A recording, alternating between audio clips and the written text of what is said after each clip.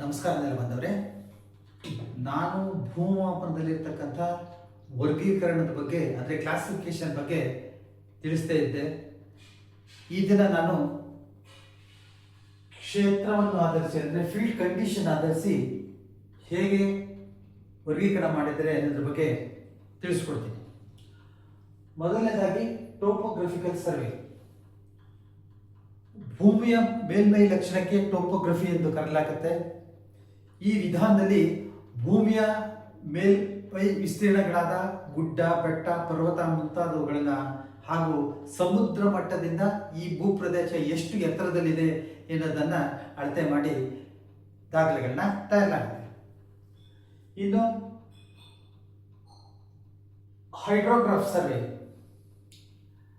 Hydro ಅಂದರೆ ನೀರು ಇರುವ ಪ್ರದೇಶಗಳಾಗಿರ್ತಕ್ಕಂಥ ನದಿ, ಸಮುದ್ರ, ಸರೋವರ ಮುಂತಾದವುಗಳ ಬಗ್ಗೆ, ನೀರು ಹರಿಯುವ ಆಳ ಹಾಗೂ ನೀರಿನಿಂದ ಆವೃತವಾಗಿರ್ತಕ್ಕಂಥ ಪ್ರದೇಶ ಮುಂತಾದವುಗಳ ಬಗ್ಗೆ ಅಳತೆ ಮಾಡಿ ಈ ವಿಧಾನದಲ್ಲಿ ದಾಖಲೆಗಳನ್ನ ತಯಾರಿಸಲಾಗ್ತದೆ. ಇನ್ನು ನಗರ ಮಾಪನ. ಯಾವುದೇ ನಗರದಲ್ಲಿ ಮೂಲಭೂತ ಸೌಕರ್ಯ ಕಲ್ಪಿಸಬೇಕು ಅಂತಂದ್ರೆ ಹಾಗೂ ಅಭಿವೃದ್ಧಿ ಕಾರ್ಯಗಳನ್ನ ಕೈಗೊಳ್ಳಬೇಕು ಅಂತಂದ್ರೆ ಬಡಾವಣೆ ಮತ್ತು ಈಗಾಗಲೇ ಮನೆಗಳಿಂದ ಅಭಿವೃದ್ಧಿಯಾಗಿರ್ತಕ್ಕಂಥ ಪ್ರದೇಶವನ್ನ ಅಳತೆ ಮಾಡಬೇಕಾಗುತ್ತೆ ಹಾಗೂ ಸಂಬಂಧಪಟ್ಟ ದಾಖಲೆಗಳನ್ನ ತಯಾರಿಸಬೇಕಾಗುತ್ತೆ. ಈ ವಿಧಾನದಲ್ಲಿ ಆ ಕೆಲಸವನ್ನ ಕೈಗೊಳ್ಳಲಾಗುತ್ತೆ. ಮತ್ತೆ ಅಸ್ಟ್ರಾನಮಿಕಲ್ ಸರ್ವೆ.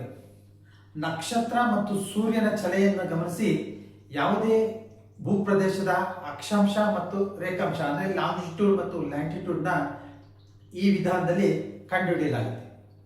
ನೆಲಮಾಪನಕ್ಕೆ ಸಂಬಂಧಪಟ್ಟಂತ ಎಲ್ಲ ವಿಡಿಯೋಗಳು ಫೇಸ್ಬುಕ್, ಯೂಟ್ಯೂಬ್, ಇನ್ಸ್ಟಾಗ್ರಾಮ್ನಲ್ಲಿ ಲಭ್ಯವಿದ್ದು ತಾವು ನೆಲಮಾಪನ ಎಂದು ಟೈಪ್ ಮಾಡಿ ಸಬ್ಸ್ಕ್ರೈಬ್ ಆಗಿ ವೀಕ್ಷಿಸಬಹುದಾಗಿದೆ. ಮುಂದಿನ ಸಂಚಿಕೆಯಲ್ಲಿ ಭೂಮಾಪನದ ಉದ್ದೇಶ ಆಧರಿಸಿ ಅಂದರೆ ಪರ್ಪಸ್ ಅಳತೆ ಮಾಡ್ತಾರೆ ಅನ್ನೋದ್ರ ಬಗ್ಗೆ ತಿಳಿಸ್ಕೊಡ್ತೀನಿ. ಅಲ್ಲಿವರೆಗೂ ನಮಸ್ಕಾರ.